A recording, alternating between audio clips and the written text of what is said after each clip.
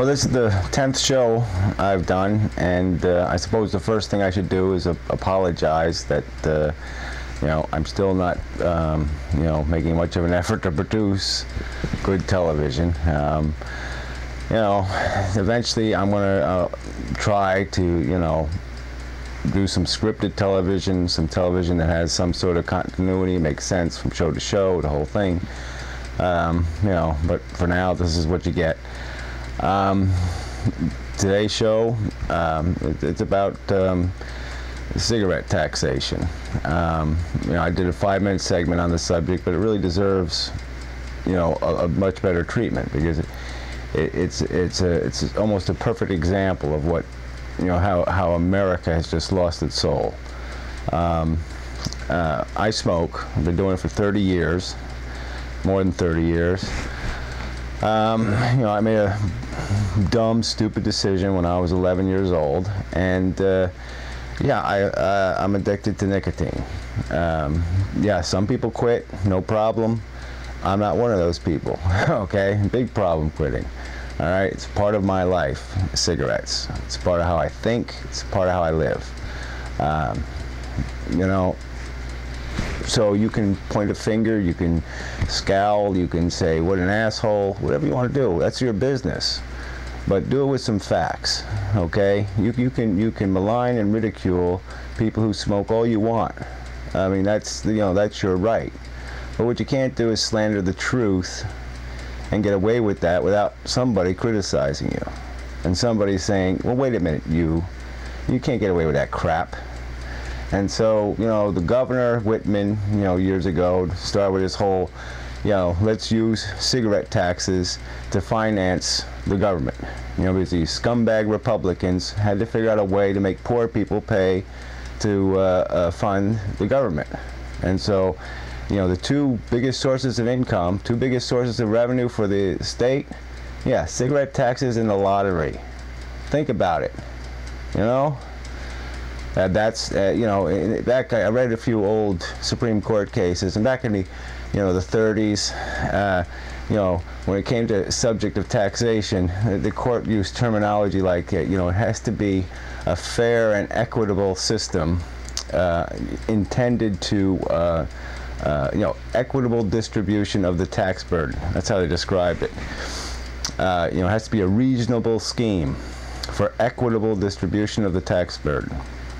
But that's not what they're using taxes for now. They're just exploiting minorities. And so right now, you know, you're going to lose election votes if you smoke cigarettes. You know, even though there's 30% or 28% or 27.5% of the population that smokes, the fact is cigarette smokers don't vote that policy. You know, they're not given an opportunity in a two-party system. So the two parties have decided that they lose more votes by, you can't get elected, so to speak, if you're a cigarette smoker, because there's enough people out there, enough of these fanatic lunatics that will decide that, you know, you're just not a credible human being if you smoke cigarettes. And so cigarette smokers don't get elected to office. They're not in the legislature, they're not in the Congress. So cigarette smokers have no representation in government. And so the majority indirectly abuses that fact to decide, well, look, we want to make easy money, we don't want to pay taxes, so we'll find some minority that can't complain about it, or doesn't complain about it, let's put it that way, to exploit. And so, you know, the whole purpose, and there's principles in the Constitution, and that's what's been lost here. And those principles are intended, the whole document is intended to protect minority rights. It doesn't exist to protect majority rights, because that's what they have, the Congress and the President, to protect their rights. The Constitution exists to protect fundamental principles, to keep those two branches of government under control, to keep them from abusing their authority and their power. And so the principle isn't hard to figure out. I mean, it's you don't discriminate. You don't abuse people because of the mere fact they lack political clout. And you know, sadly, in this country, you know, I would hate to think what would be going on, you know, with the whole race thing.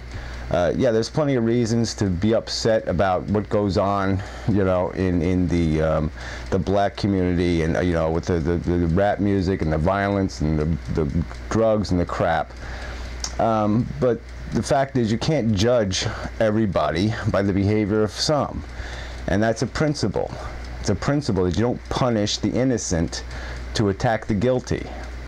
And but you know, if blacks didn't go out in the street and protest, if they didn't make noise every time a cop decides he's going to shoot somebody for making a call on a cell phone, you know, who knows what would be going on? Who knows what kind of, you know, lynching would be going on if they didn't make noise, if they didn't organize and riot in the streets, so to speak.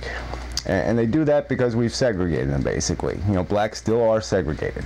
They have pockets of dense population, and so they do have political clout. They do have political representation, and they can make enough noise to stop things from happening to them.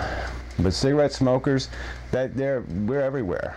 We don't have pockets of population anywhere, and we don't have any organization. I mean, we don't have, you know, there's no cigarette church.